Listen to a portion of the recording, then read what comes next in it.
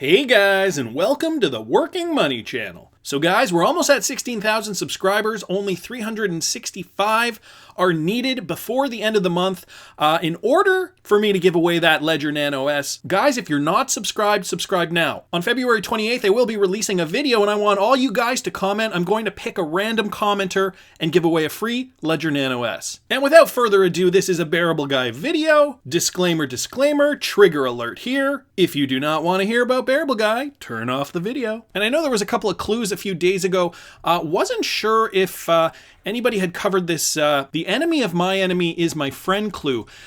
This was part of the Bearable Guy. When he posted this pic here, there was this code, and so it translated to this image here. The enemy of my enemy is my friend.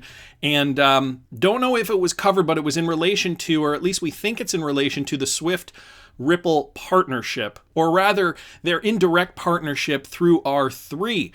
When you actually look up the term, the ancient proverb which suggests that two opposing parties can or should work together against a common enemy. And so I'm assuming in this case, the enemy that we're talking about is the banking system at large, and basically kind of an enemy of its own complacency, to not necessarily keep up to date with technology, and thus having us working within these legacy systems that really need to be updated. And so it goes without saying, you know, Swift using XRP through R3 is a blessing for both companies, really. So I don't know if that was covered.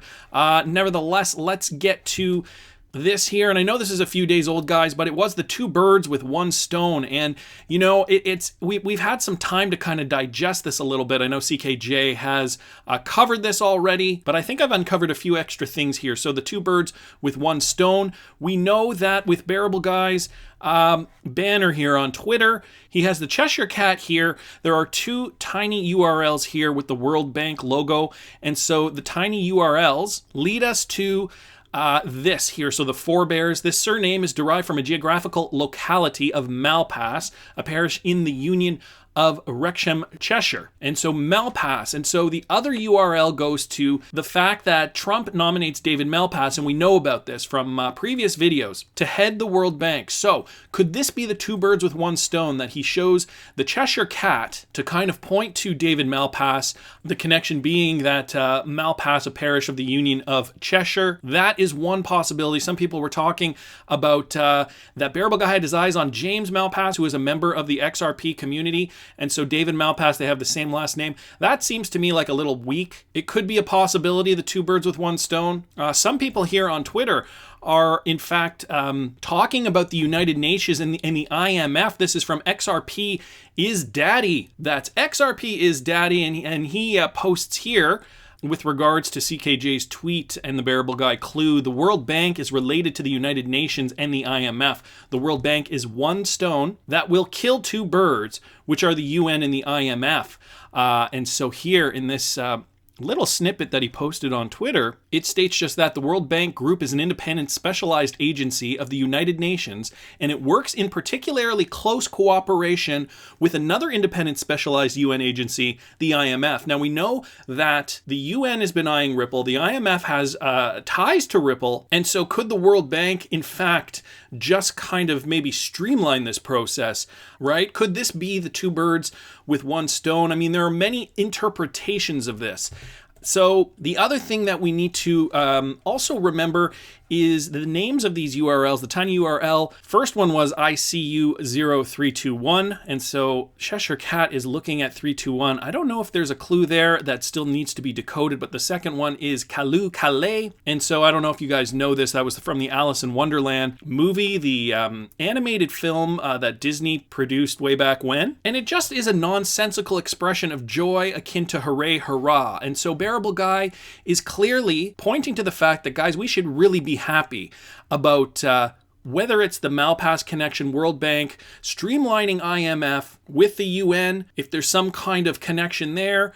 Essentially, everything is on track. Whether the track happens to be, or the timeline rather, what happens to be a little further down than we thought, we should in fact be really happy about this. And so just going back to the World Bank here for a bit, here's an article from back in November, and it's KNOMAD, the Global Knowledge Partnership of Migration and Development and the World Bank's Migration and Remittances Unit in Social Protection and Jobs Global Practice are reportedly looking to learn more about distributed ledger technology, and it may not come as a surprise that they are talking about Ripple. So this is talking about how the World Bank and this other organization called KNOMAD are exploring Ripple's company, their DLT, and their role in improving cross-border payments, value transfer, so on and so forth. So Trump, putting David Malpas here, where is that here? So David Malpas as the head of the World Bank, all these things seem to be connecting in one way, shape, or form. Now we have this here that I thought was really great.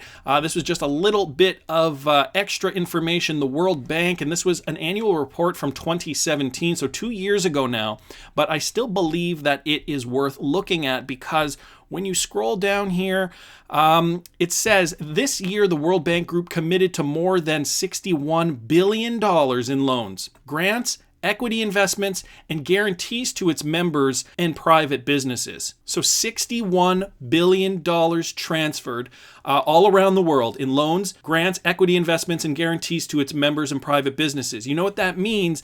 They need to transfer $61 billion, or at least they did in 2017.